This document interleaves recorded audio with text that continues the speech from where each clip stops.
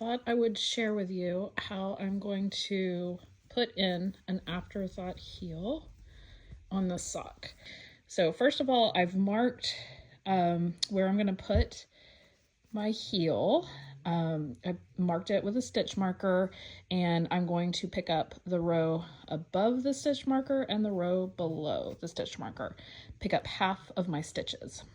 Okay, so I am back after I have picked up half of the stitches in my sock circumference.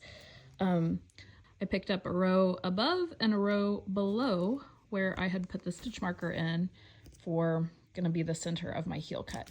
And now I'm going to cut a single stitch. Okay, I snipped one thread right here.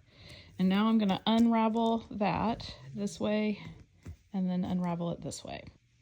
Okay, so you can see I've started unraveling my little tails. I have unraveled all the way down. Starting from the center, I unraveled that way, and then I unraveled this way. And it's not crucial that where you start from, the stitch that you snip be perfectly centered.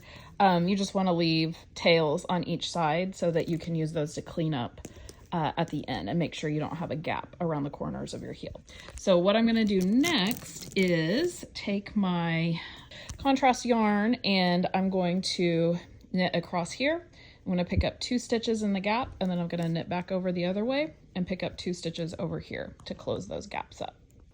All right, so I have picked up stitches all around. I have picked up, you're not going to really be able to see them here, but 2 stitches in each corner.